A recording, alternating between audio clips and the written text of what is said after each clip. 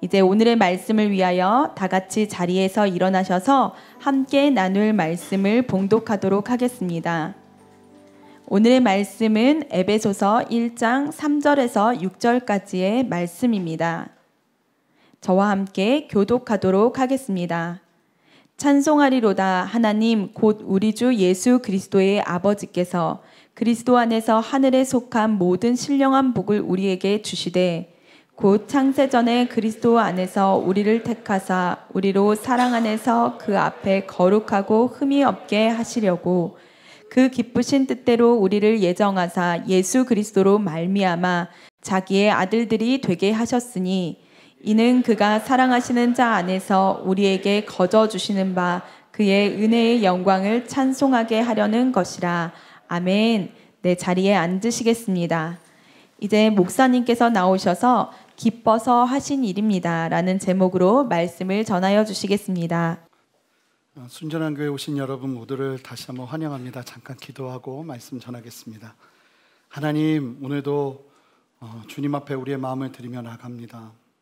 예수 그리스도를 믿고 이 땅을 살아가면서 우리가 놓치고 있었던 감사와 우리가 놓치고 있었던 찬양과 우리가 놓치고 있었던 살아가야 될 이유들, 아버지, 세상이 말하는 내가 살아야 될 이유가 아니라 성경이 나로 하여금 살게 하는 그 이유들이 다시 한번 생명으로 역사되어 오늘 말씀 속에서 우리 성도님들 모두가 주님 안에 감사와 찬양이 일어나고 살아가야 될 이유를 발견하며 주 앞에 담대히 서는 은혜와 역사를 누리기를 원합니다.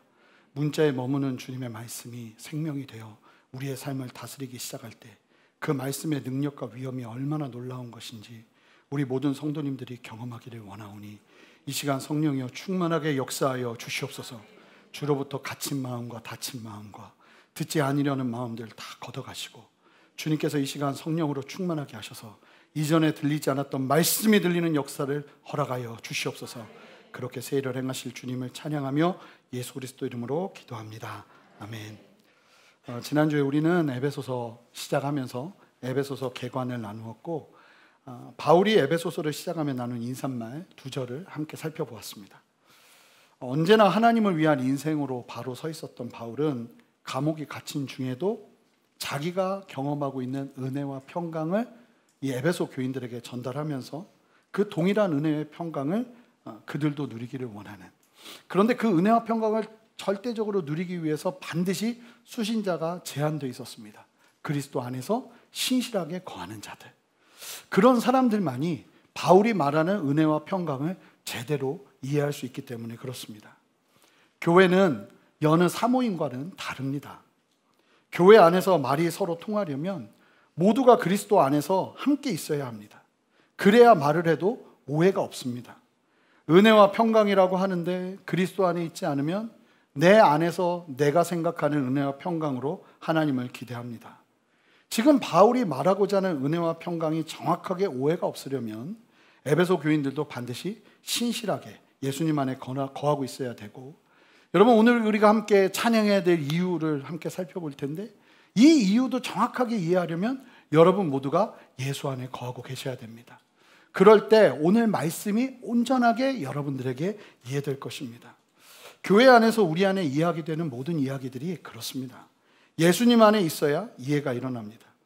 먼저 오늘 말씀을 이제 시작할 텐데 구체적으로 시작하면서 질문과 함께 시작해 보도록 하겠습니다. 여러분, 만약에 지금 감사가 막 넘치도록 일어나고 있다면, 찬양이 일어나고 있다면 여러분들을 찬양하게 하고 감사하게 하는 이유가 무엇입니까? 이 질문에 대한 답을 마음속에 한번 새겨보세요. 내가 지금 찬양하는 이유, 내가 감사하는 이유, 하나님 앞에 감사하는 감사의 제목들, 이런 것들을 여러분 마음에 지금 좀 새겨주시기 바라요. 그리고 마지막에 말씀을 나눌 때 그 이유들과 말씀이 말하는 찬양의 이유와 감사의 이유를 함께 비교해보는 시간을 갖도록 하겠습니다. 그러면서 우리의 답변과 지금 내가 하고 있는 답변과 말씀이 말하는 답변의 거리감을 줄이고, 여러분, 말씀은 절대로 우리에게 설득되지 않습니다. 우리가 말씀 안에 설득되는 것입니다. 하나님의 말씀 앞에 설득되어서 그 말씀이 말하는 이유를 나의 것으로 취하고 나가는 은혜를 우리 모두가 함께 누렸으면 좋겠습니다. 자, 그러면 우리 함께 3절 말씀을 읽어보겠습니다. 함께 읽습니다. 찬송하리로다. 하나님 곧 우리 주 예수 그리스도의 아버지께서 그리스도 안에서 하늘에 속한 모든 신령한 복을 우리에게 주시되 찬송하리로다. 하나님은 찬양받으시기에 합당하고 그에 합당한 은혜가 있다 하면서 막 자랑하고 찬양하면서 선포하는 내용이 에베소서의 본론으로 들어가면서 시작됩니다. 그러면서 찬양해야 될 이유를 말하는데, 찬양해야 될 이유를 뭐라고 분명하게 말하고 있냐면 3절 말씀을 계속 보시면 예수 그리스도를 믿음으로 그리스도 안에 있게 된 우리에게 하나님께서 하늘의 모든 신령한 복을 주셨기 때문에 우리는 찬양할 수 있다는 거예요.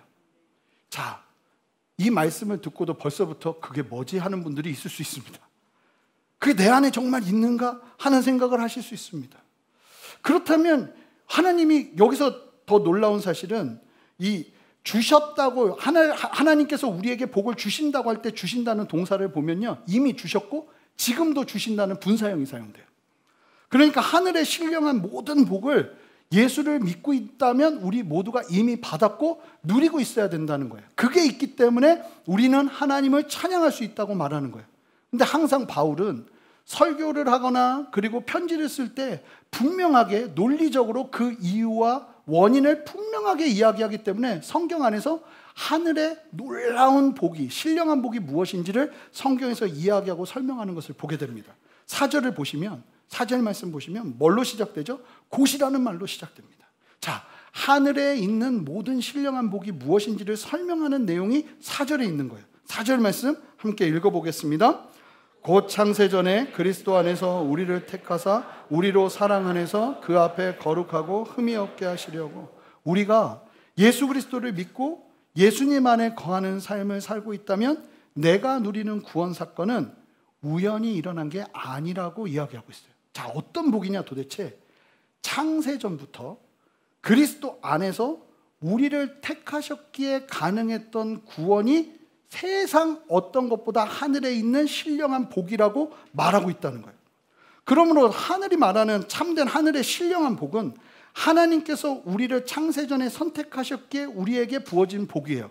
여러분, 이 말씀을 믿음으로 취하시기 바랍니다. 여러분, 예수님 믿으셨잖아요.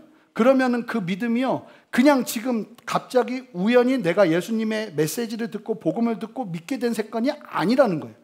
이 말씀대로라면 얼마나 놀라운 말씀이냐면, 세상이 창조되기도 전에, 조금 더 충격적으로 들어가면 아담이 죄짓기도 전에 여러분들이 죄인으로 태어날 걸 알고 창세전에 이미 예수님을 계획하시면서 여러분들을 택하셨기에 일어난 구원이 바로 오늘날 여러분들이 누리는 구원이라는 거예요. 이것만큼 복된 게 없다고 말하는 게 오늘 성경 말씀이에요. 여러분, 성경이 말하는 복은 뭐 세상적인 복과 영적인 복은 다르다기 그런 차원이 아니라 그냥 복은 항상 여기에 귀결되어 있어요. 구원이요. 구원만큼 값진 복이 없고 구원만큼 빛나는 복이 없어요. 창세전의 세상을, 온 우주 만물을 만드시기 전에 우리를 택하셨다고 하세요.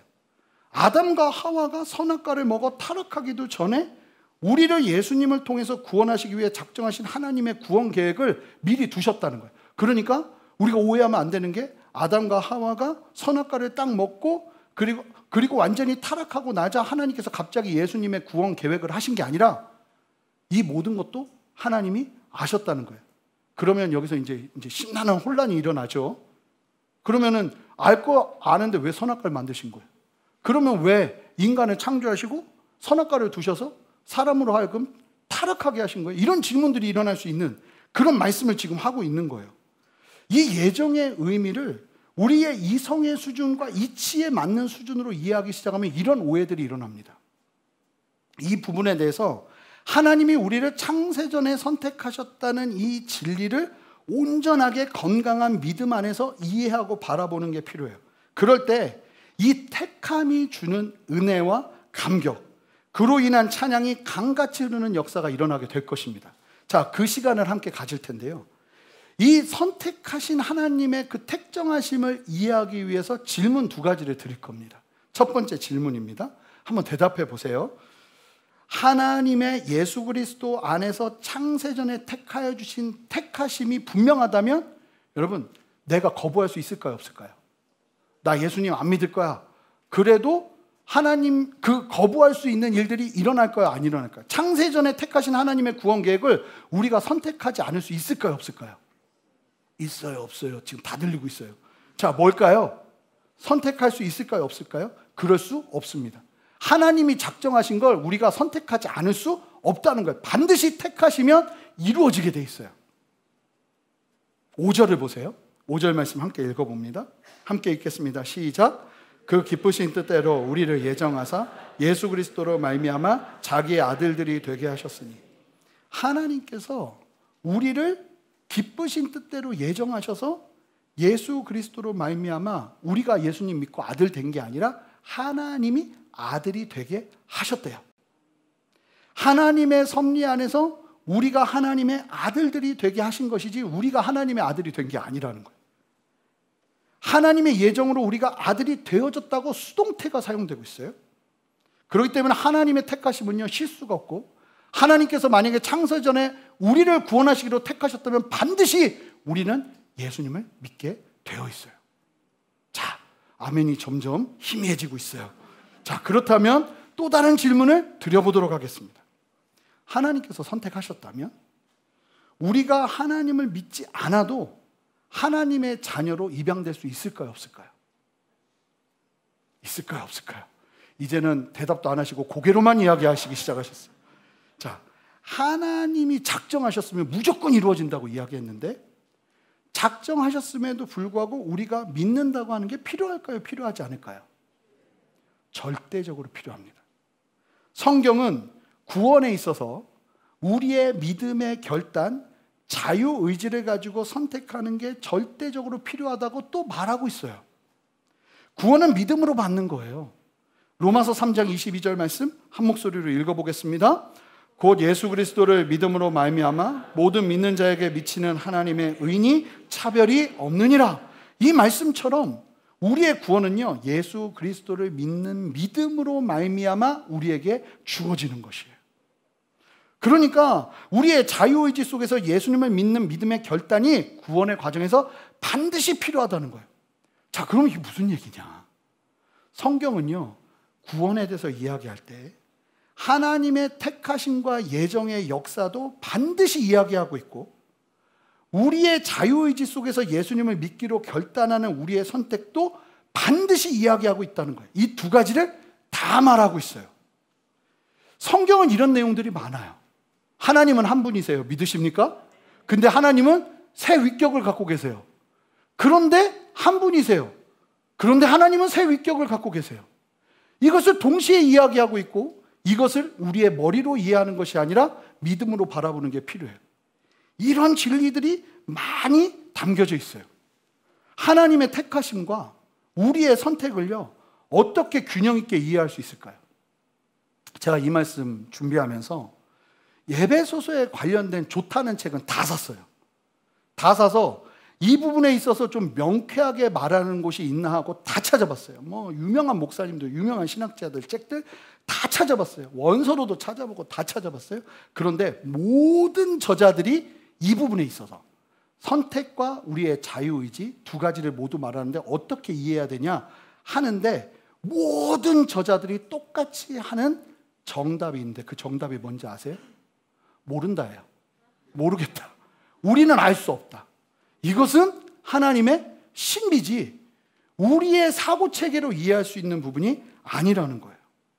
성경은 분명하게 하나님의 선택과 우리의 믿음의 결단이 모두 절대적으로 필요하다고 말하고 있어요. 이런 식으로요, 성경은 이치에 맞지 않는 진리들을 끊임없이 말합니다. 그런데 참 재밌는 것은 이렇게 말하는 성경이기 때문에 이 성경이 하나님의 말씀이라는 증거라고 얘기하더라고요. 분명히 인간이 쓴 책이 성경책인데 성경이 하나님의 감동으로 된 하나님의 말씀이라고 말하는 그 이치, 그것도 이치에 맞지 않는 이야기죠. 사람이 썼는데 하나님이 쓰셨다는 거잖아요. 사람의 이치와 사람의 논리가 통하지 않는 하나님의 이치가, 하나님의 논리가 이 성경 안에 담겨져 있다 보니 우리가 다 이해할 수 없는 거예요. 그럼 보세요. 하나님의 아들이신 예수님께서 이 땅에 오셨는데 그 예수님이요, 완전한 하나님이셨으면서 완전한 인간이셨어요. 그것이 우리의 신앙입니다. 여러분 믿으십니까? 이거를 헷갈려하고 예수님은 완전한 인간이 아닐 가능성이 높아, 완전한 하나님이 아닐 가능성이 높아, 이런 얘기하면 다 이단됩니다. 이거는 무조건 우리가 믿어야 되는 믿음인데 이 믿음이 사실은 우리의 논리로는 이해되지 않죠. 어떻게 완전한 하나님이 완전한 인간이 될 수 있다는 거예요? 완전한 인간이 어떻게 완전한 하나님이 될 수 있다는 거예요? 이건 우리의 이치로 이해될 수 있는 게 아니에요. 성경이 말하고 있는 진리를 믿음으로 아멘하는 수밖에 없는 거예요. 여러분, 한 번 구원받은 구원은 영원하고 완전하다고 성경에서 말해요. 그걸 성도의 견인이라고 하거든요. 여러분, 여러분들이 진짜 예수님 안에 구원받았어요. 그럼 그 구원을 잃어버릴까요? 잃어버리지 않을까요? 잃어버리지 않아요.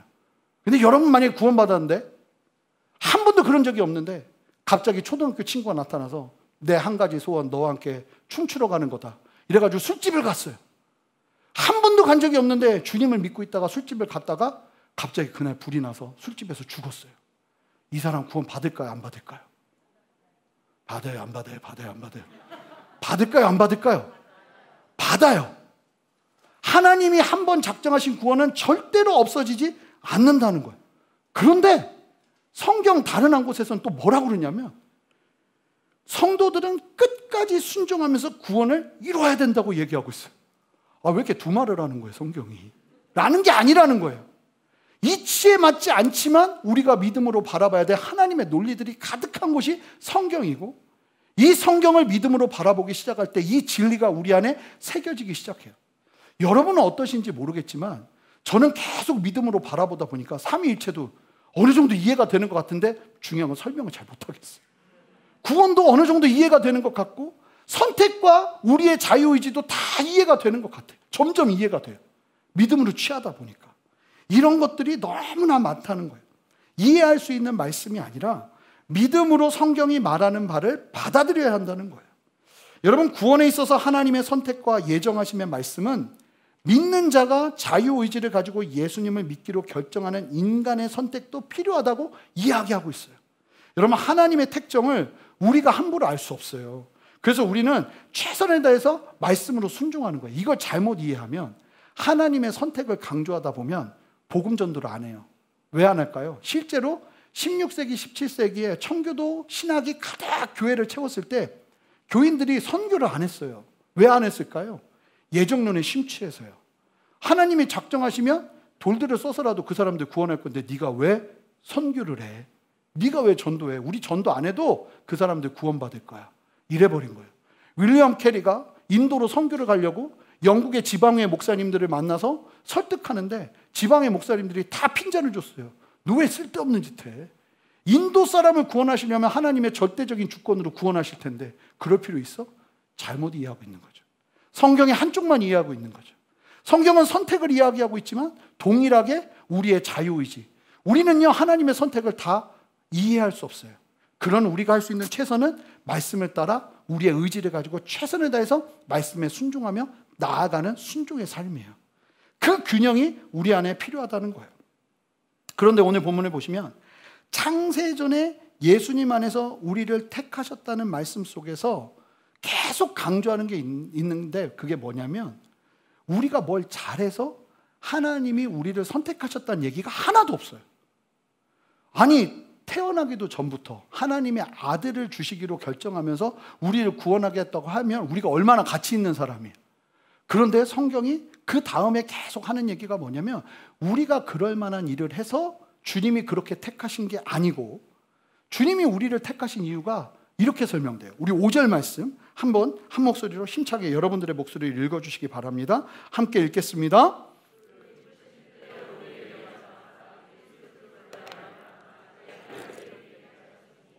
여러분 보세요.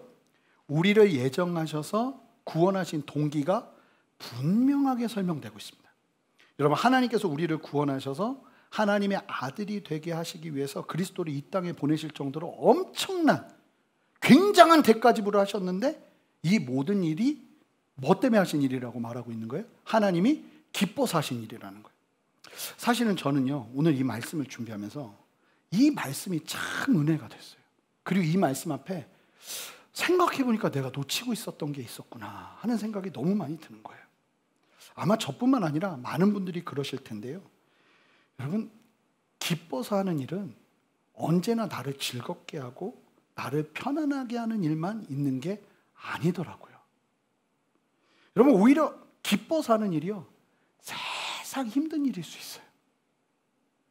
너무나 힘들어서 기쁨을 잃어버리는 게 아니라 힘들어도 기뻐서 하는 일이 하나님의 구원 사역이었고, 그 은혜를 경험한 우리들이 살아가야 될 삶의 모습도 이와 같아야 한다는 도전이 하나님께서 계속 주시는 거예요. 그렇다면 우리도 하나님을 위해 하는 일들에 대해서 동일한 은혜가 흘러가야 될 줄 믿습니다. 우리가 주님을 위해 하는 모든 일들이 힘들어도 기뻐서 하는 일이 되어야 하지 않을까요? 저 이 말씀 앞에서 지금 나는 아침에 눈을 떠서 하나님을 예배하러 갈 때 나의 동기는 무엇인가? 기쁨인가? 내가 하나님을 찬양할 때 나의 그 찬양의 동기는 무엇인가? 내가 기뻐서 하는 일인가? 내가 아침에 피곤하고 힘들어도 성경 말씀을 펼치고 그 말씀을 대하는 나의 동기가 기쁨인가? 묵상을 하는 나의 동기가 기쁨인가? 하나님을 위해서 내가 무언가 헌신하는 그 모든 일의 동기가 기뻐서 하는 일인가? 여러분, 원래가요, 하나님도 우리를 사랑하시는 게 쉽지 않았지만 그럼에도 불구하고 사랑하실 수 있었던 이유가요, 기뻐서 하신 일이라는 거예요. 이 은혜가 우리 안에도 흘러가야 될 줄 믿습니다. 여러분, 보니까요, 제 딸이 둘이 있거든요. 정말 기뻐서 같이 살아요. 그런데 삶의 순간순간 보면 기쁨보다는 힘들게 하는 일이 훨씬 많아요. 이제는 머리가 컸다고 대들기 시작하는데, 논술고사 보면 1등 하겠어요. 이겨낼 수가 없어요. 너 왜 이렇게 늦게 와 해도 뭐라고 해요, 저한테. 뭐 이겨낼 길이 없죠. 그런데요, 이 아이가요, 밥 먹는 거 봐도 기뻐요. 그게 내가 화가 나는 거예요. 얘가 잠을 너무 새근새근 잘 자는데 아이고 하는 게 아니라 그 잘 자는 얼굴이 이렇게 막 아이고 그래도 이쁘다 하고 있는 제가 화가 나요. 그래도 이 아이를 사랑하는 이유는 제가 기쁘기 때문에. 사실은 기쁨보다는 수고해야 될 게 훨씬 많은 일이지만 기뻐서 해요. 기쁨의 근원은요, 사랑이에요. 하나님이 기뻐서 예정하셔서 우리를 구원하셨다면 그만큼 우리를 엄청히 사랑하신다는 거예요. 그러면서 오늘 말씀이요, 사실은 충격적인 결과를, 충격적인 어떤 내용을 우리에게 전해주거든요. 하나님이요, 아무것도 하지 않은 우리를 아직도 태어나지 않은, 심지어는 세상을 만드시기 전부터 사랑하셔서 그저 택하시고 하나님의 섭리 안에서 우리를 구원하시면서 기대하신 한 가지가 있다고 말씀하시는데, 여러분, 이러면 좀 무섭지 않나요? 막 거저 다 주시면서 기대하시는 한 가지가 있대요. 목숨 바쳐라 막 이러면 얼마나 무서워요. 근데 성경이 오늘 말씀이 그 얘기를 해요. 하나님께서 창세전부터 아들을 주시면서 우리에게 모든 것들을 기뻐서 거저 주시면서 다 주시면서 우리한테 기대하는 게 한 가지가 있대요. 그게 뭘까요? 헌신해라, 열심히 일해라, 이런 걸까요? 사실은 저는 제일 큰 충격이 6절 안에 있었어요. 6절 말씀 한 목소리로 읽어보겠습니다. 함께 읽습니다. 이는 그가 사랑하시는 자 안에서 우리에게 거저 주시는 바 그의 은혜의 영광을 찬송하게 하려는 것이라. 여러분, 사실은 저는 이 6절 말씀을 참 많이 읽었어요. 그런데 오늘 말씀을 준비하다가 이 6절 말씀이 제 머리를 계속 때리는 거예요. 거저 주시고, 오죽하면 6절에서 그게 거저 주신 거래요. 거저 주시고 그냥 공짜로 주신 은혜의 영광. 영광인데 은혜의 영광은 사실은 좀 부끄러운 거예요. 그게 뭡니까? 영광인데 영광 받을 만한 일을 해서 영광을 누리는 게 아니라 받지 못할 상황이고 받을 가치도 없는 사람인데 은혜로 받게 된 영광이 우리에게 있다는 거예요. 그게 뭡니까? 바로 구원이죠. 우리 모두에게 지금도 빛나고 있는 영광은 은혜의 영광이에요. 찬란하게 빛나는 영광인데 우리가 한 거라고는 믿음뿐, 모든 것을 다 하신 하나님께서 주신 그 은혜의 영광을 통해서 우리의 인생을 향해서 기대하시는 딱 하나가 있대요. 그 딱 하나가 무엇입니까? 하나님은 거저 주신 하나님의 구원의 은혜, 그 놀랍고 찬란한 은혜의 영광을 품은 우리가 이 땅을 살면서 하나님이 기대하시는 하나는 잊지 않기를 바라세요. 잊지 않기를. 창세전부터 우리를 택하여 주신 그 은혜의 영광의 가치를 잊지 않고 언제나 어떤 곳에서나 그 은혜만 생각하면 감사와 찬양이 일어나는 은혜를 아는 자로서의 삶을 기대하세요. 이거밖에 없어요. 모든 것을 거저주신 아들까지도 우리에게 주신 하나님께서 기대하시는 하나가 다른 게 아니라 하나님의 그 놀라운 사랑을 기억하면서 이 땅에서 거저주신 은혜의 영광을 언제든지 어디서든지 기억하고 찬양하는 그 삶을 너무나 기대하신다는 거예요. 그래서 바울이 2차 전도행 때 하나님이 말씀하시는 마게도냐 빌립보로 가서 거기에서 처음으로 로마법으로 온몸에 매를 맞고 지하 감옥에 갇혀있는 그 상황 속에서도 이 은혜의 영광이 바울을 빛나게 하니 그 감옥 한가운데서도 예수 그리스도의 그 구원을 찬양할 수 있는 찬송이 흘러나왔고, 그 찬송이 흘러나오자 하나님이 너무 좋으시니까 땅이 흔들리면서 옥문이 열려지는 기적의 역사가 일어나며 빌립보 교회가 세워지는 거예요.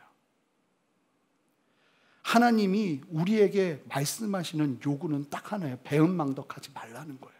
쉽게 말하면 은혜를 은혜로 여기며 살아가라고 강력하게 도전하시는 겁니다.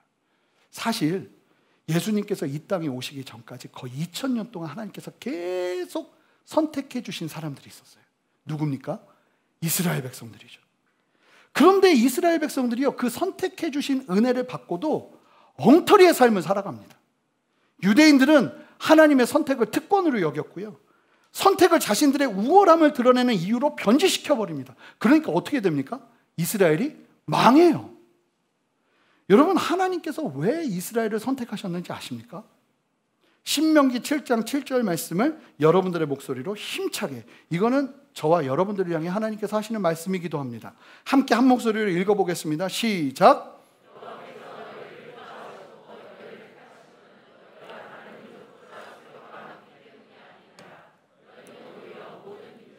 가장 적은 일. 여러분, 하나님께서 왜 이스라엘 백성을 택하셨는가? 2000년 동안 계속 이야기를 하시는데, 니들이 수요가 많아서가 아니다. 원어로 보면 니들이 가진 게 좀 있어서 그런 게 아니다.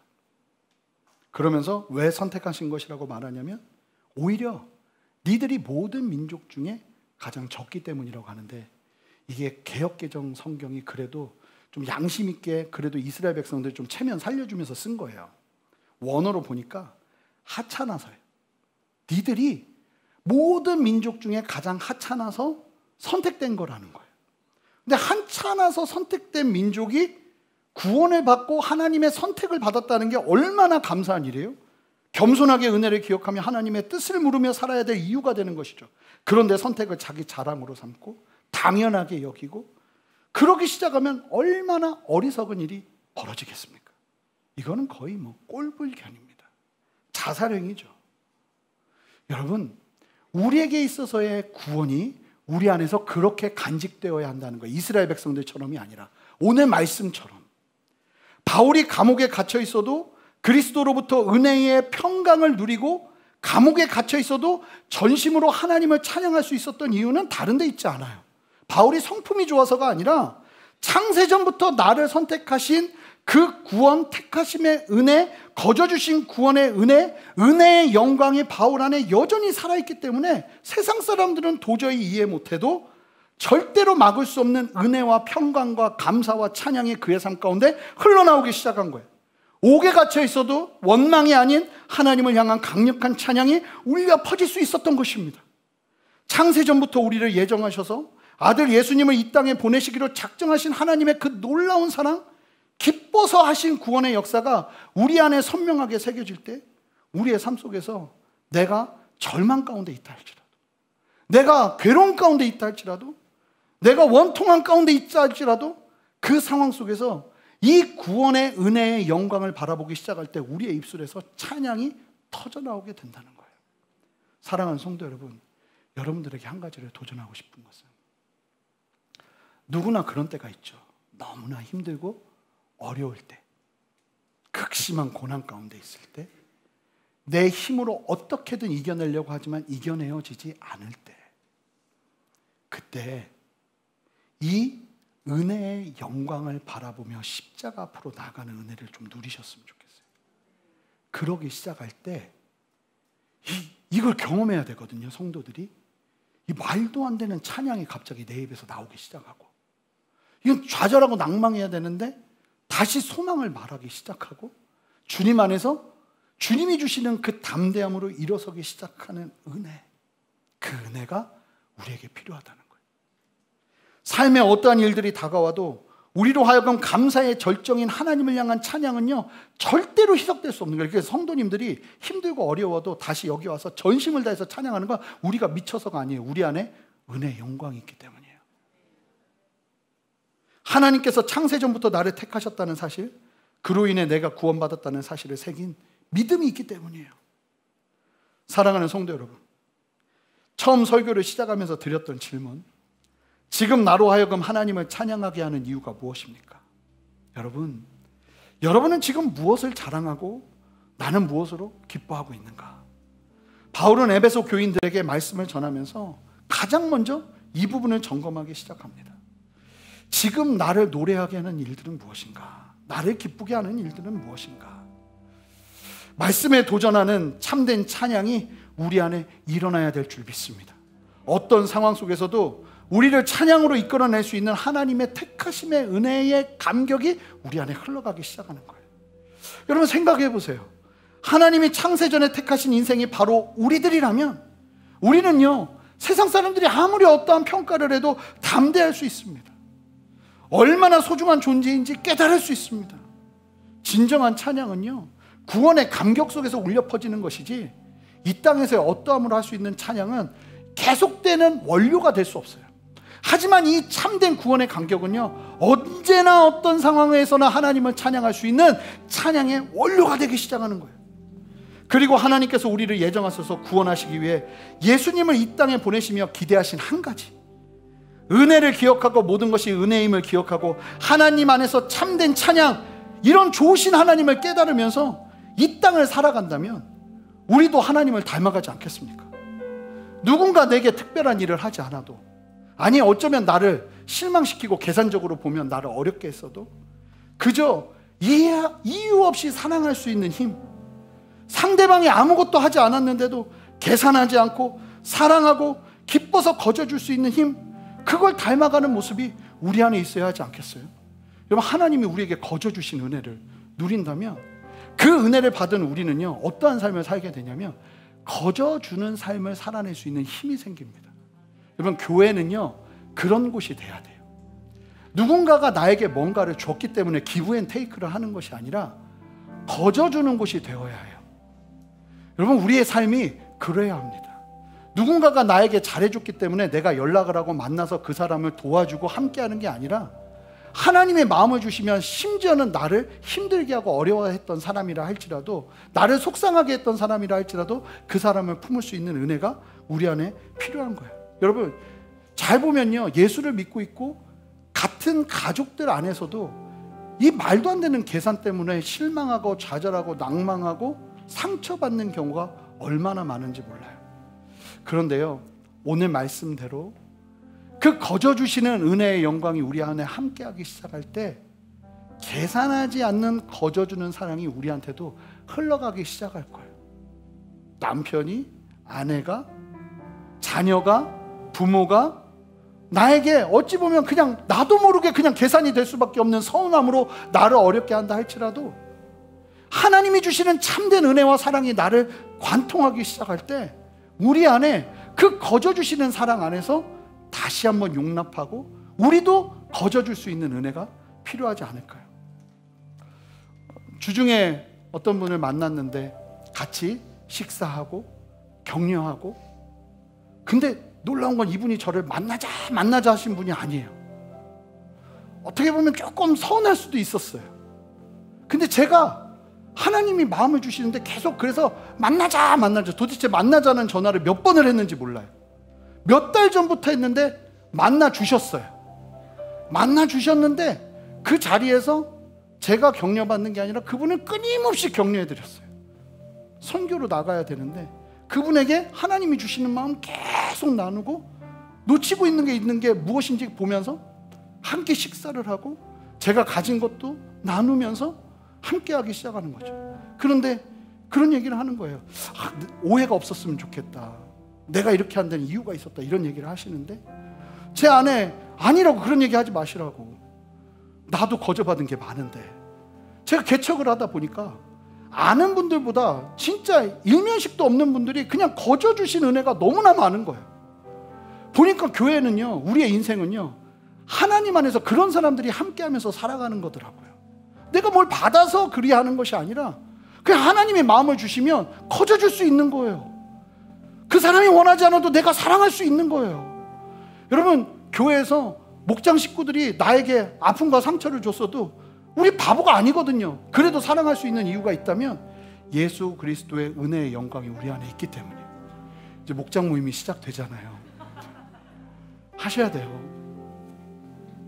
배우셔야 되고 누리셔야 돼요. 그리고 교회가 그런 곳이 돼야 돼요. 그래서 사실은 교회 오신 분들이 계속 그걸 느껴야 돼요.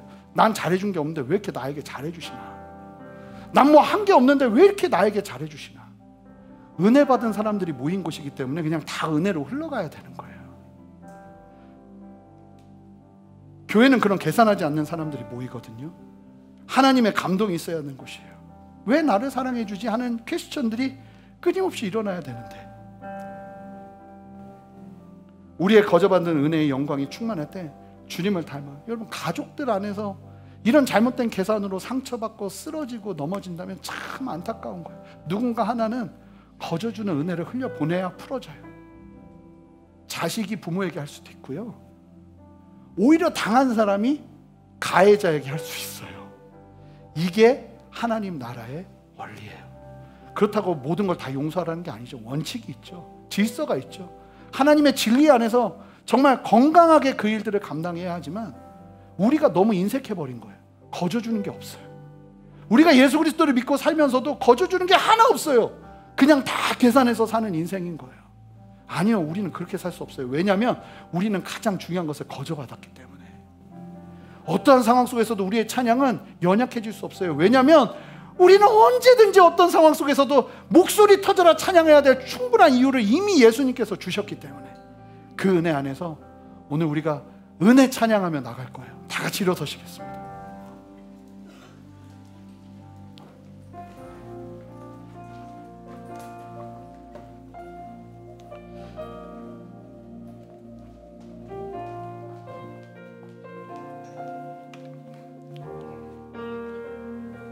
우리 함께 이 가사를 묵상하면서 바라보면서 우리 주님 앞에 그 은혜를 기억하면서 우리 함께 나가기 원합니다. 내가 누려왔던 모든 것들이, 내가 누려왔던 모든 것들이, 내가 지나왔던 모든 순간이, 내가 걸어왔던 모든 순간이 당연한 것 아니라, 당연한 것 아니라 은혜였소. 아침 해가 뜨고 저녁에 너를, 봄의 꽃향기와 가을의 열매, 변하는 계절의 모든 순간. 우리 함께 고백합시다. 당연한 것 아닙니다. 당연한 것 아니라 은혜. 우리 함께 선포합시다. 모든 것이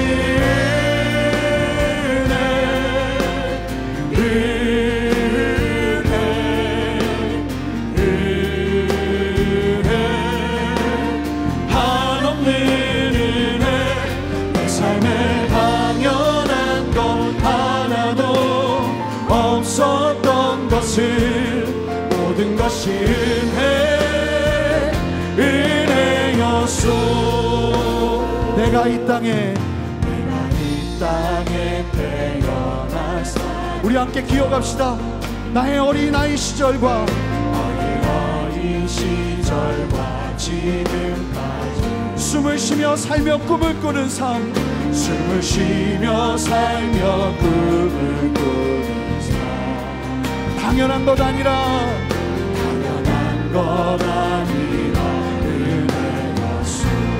내가 하나님의 자녀로 살며 하나님의 자녀로 살며 오늘 찬양하고 예배하는 삶, 오늘 찬양하고 예배하는 삶, 복음을 전할 수 있는 축복이, 복음을 전할 수 있는 축복이 우리 함께 선포합니다. 당연한 것 아니라 우리 두 손을 높이 듭시다. 은혜였소 모든 것이 은혜. 할렐루야. 은혜 한없는 내 삶에 당연한 것 하나도 없었던 것을 모든 것이 은혜. 모든 것이 은혜. 모든 것이 여러분들의 삶으로 고백하세요. 하나님 그 은혜 위에 서기를 원합니다. 은혜의 영광 위에 서기를 원합니다. 은혜 한없는 내 삶에 당연한 것 하나도 없었던 것을 모든 것이 은혜. 모든 것이 은혜. 모든 것이 할렐루야. 은혜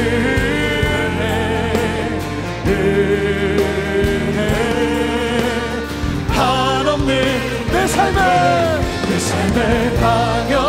당연히 여기지 아니하고 하나님의 은혜 위에 커져주는 인생 살아가기를 원합니다. 하나님 역사하시옵소서. 한 번 더 고백합시다. 모든 것이 할렐루야.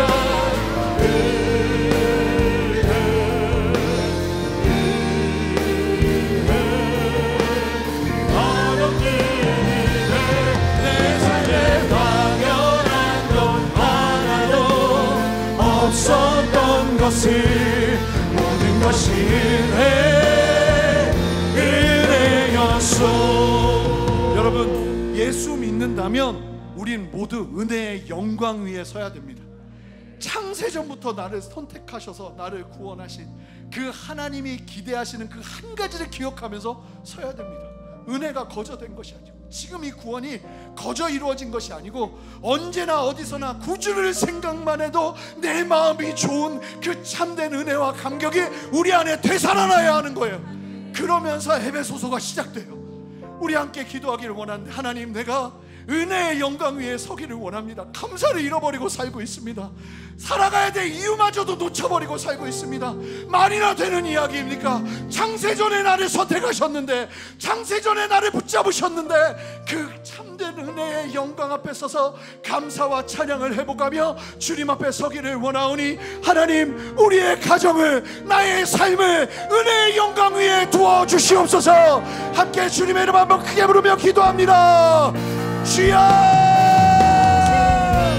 할렐루야. 주님 역사하여 주셔서 하나님의 그 참된 은혜의 영광 위에 온전히 서는 은혜를 허락하여 주시옵소서. 하나님, 주님이 주시는 마음 안에 다시 한번 담대히 서게 하실 주님의 역사를 보게 하시기를 원합니다. 주님, 우리로 하여금 다시 한번 힘을 얻되, 그 힘이 다른 데서 오는 것이 아니라 구원의 은혜, 아버지의 은혜의 영광 위에서 아버지, 우리가 힘을 얻기를 원합니다.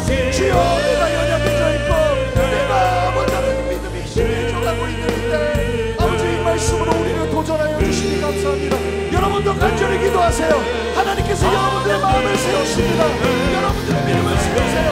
하나님의 은혜의 영광 위에 여러분들로 하여금 감사를 넘치게 하실 거예요. 하나님이 일하고 계십니다. 할렐루야. 더 전심으로 기도하세요. 하나님, 내가 회복하기를 원합니다. 내가 일어서기를 원합니다. 하나님, 내 마음이 다른 것으로 회복되는 것이 아니라 십자가의 구원의 은혜로 회복되어지기를 원합니다. 아버지, 은혜의 영광을 잊어버리지 않기를 원합니다.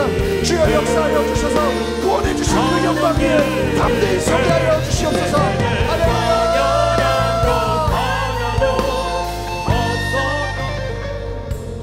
좌절하신 분들, 사람들과의 관계 속에서 내가 일부러 그러는 것이 아닌데 나도 모르게 계산되면서 실망하고 낙심한 그 마음들을 주님께서 은혜의 영광으로 빚어내시며 회복하시며 바꾸어 가시기를 원하시는 하나님의 마음이 이 시간 흘러간다고 믿습니다.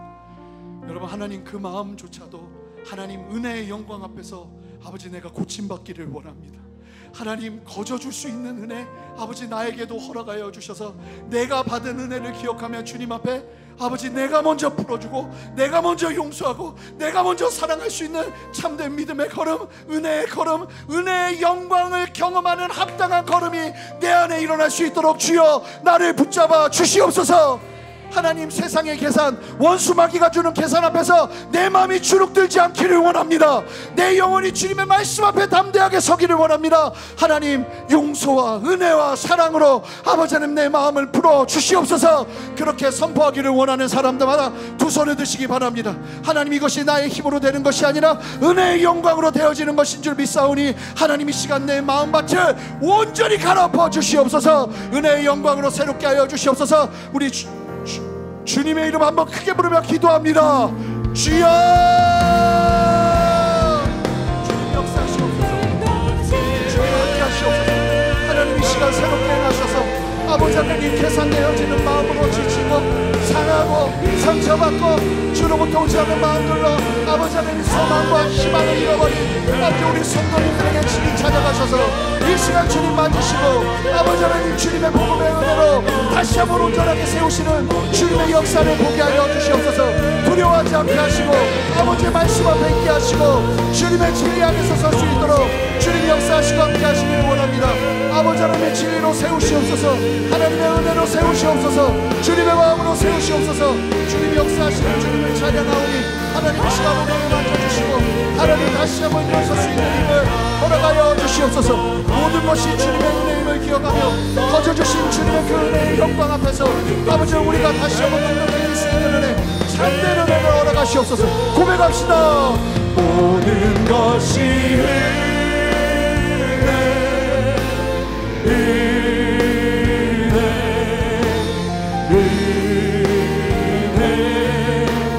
한없는 은혜 내 삶에 당연한 것 하나도 없었던 것을 모든 것이 은혜였소.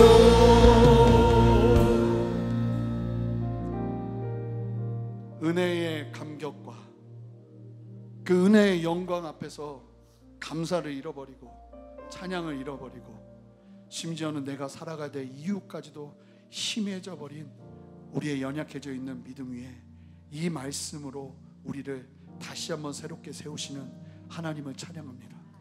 하나님, 우리에게는 사랑이 없고 우리에게는 그럴 만한 힘도 없지만 주님께서 한없이 부어주시는 그 구원의 은혜와 그 거저주시는 그 주님의 그 놀라운 사랑을 우리가 경험하며 이 땅에서 우리도 예수님 닮아서 예수님 흉내내고 예수님 따라가고 예수님이 하셨던 것대로 살아가며 그렇게 살아내는 참된 은혜가 우리 안에 흘러가기를 원하오니 주여 역사하여 주시옵소서. 하나님, 우리가 그렇게 은혜로 모인 공동체이기를 원합니다. 기브앤테이크가 자연스럽게 일어나는 교회가 아니라 그저 이유 없이 주님이 주시는 마음을 따라 품어주고 사랑해주고 섬겨주고 거저줄 수 있는 은혜가 우리 안에 넘쳐나기를 원하고 하나님, 그 넉넉함이 세상과는 다른 결이 되어 세상 속에 나아가 살아가는 우리 성도님들의 삶 속에서도 여전히 하나님께서 일하시는 당신의 새로운 일하심의 방법들이 우리 성도님들의 삶 속에서 흘러가기를 원하오니 주여 역사하시고 놀랍게 기름 부어 주시옵소서.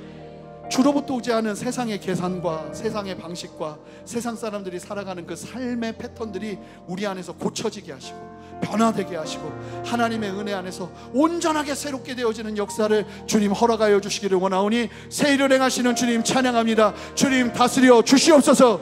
우리 안에 새 일을 행하시는 주님 감사합니다. 다른 무엇보다 우리 안에 이 은혜의 영광이 선명하게 하셔서 하나님께서 기대하시는 어떠한 상황 속에서도 이 은혜의 영광 앞에서 선택함을 받은 택정함을 입은 하나님의 구원의 은혜에 감격하여 하나님을 찬양하는 찬송이 희미해지지 않게 하시고 가정에서 직장에서 삶의 그 모든 자리에서 그 찬양이 널리 울려 퍼질 수 있도록 주님 역사하여 주시옵소서. 하지 못해 하는 일들이 아니라 기뻐서 하는 일들이 많아지게 하시고, 이 땅 하지 못해 살아가는 인생이 아니라 기뻐서 살아가는 인생으로 가득 바뀔 수 있는 참된 은혜의 역전이 우리 성도님들의 삶 가운데 역사되어지기를 원하오니 주여 함께하여 주시옵소서.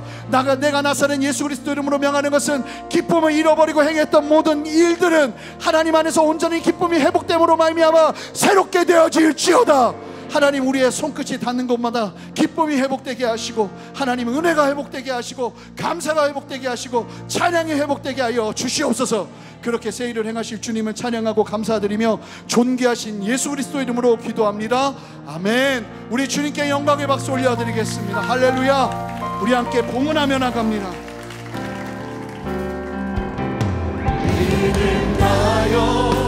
그 위에 서리라. 하나님의 나라는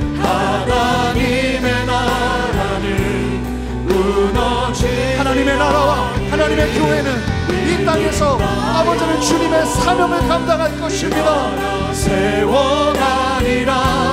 주님 곧 오실 때까지. 사랑의 주님, 감사합니다.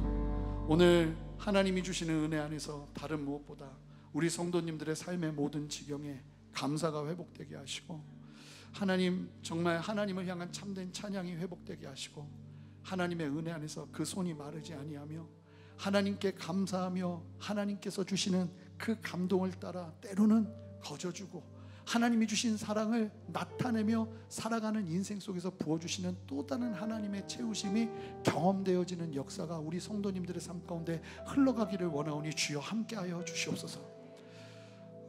계산되었던 영역들 가지고 계산하고 살아가는 것이 우리를 풍성하게 하는 것이 아니라 하나님의 말씀을 따라 주님이 주시는 감동을 따라 순종하며 살아가는 것이 우리를 풍성하게 하는 것임을 깨달아 우리 성도님들의 삶 속에서 그 믿음의 원리대로 살아가는 삶 속에서 하나님께서 채우시고 역사하시고 인도하시는 주님의 일하심이 우리 성도님들의 삶과 가정과 그 가정의 모든 경제 위에 함께하기를 원하오니 주여 역사하시고 당신의 풍성함을 나타내 보여 주시옵소서.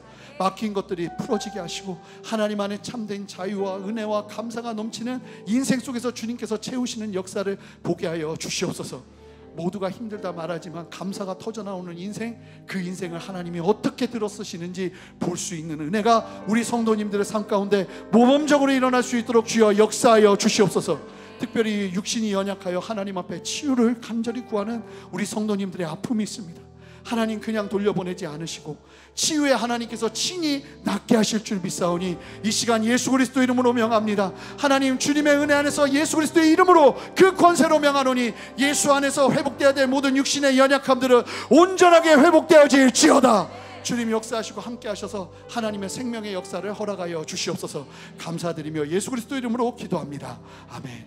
이제는 우리 주 예수 그리스도의 크신 은혜와 아버지 하나님의 무한하신 사랑과 성령의 내주하심과 교통하심과 신실한 역사하심이 오늘 말씀을 기억하며 믿음 다하여 하나님이 주시는 그 구원의 은혜와 영광의 은혜의 영광 위에 서서 하나님 온전히 찬양하는 가운데 이 땅에서 살아가야 될 이유를 온전하게 발견하며 담대하게 일어서기를 소망하는, 좌절 속에서 절망 속에서 소망을 품고 주님과 함께 담대히 서기를 소망하는 함께 예배하는 모든 성도님들의 삶과 가정과 직장과 그 모든 터전 위에 순전한 교회와 이 땅의 모든 교회들과 이 나라와 온 열방 위에 이제로부터 영원토록 함께 하시기를 간절히 축원하옵나이다. 아멘.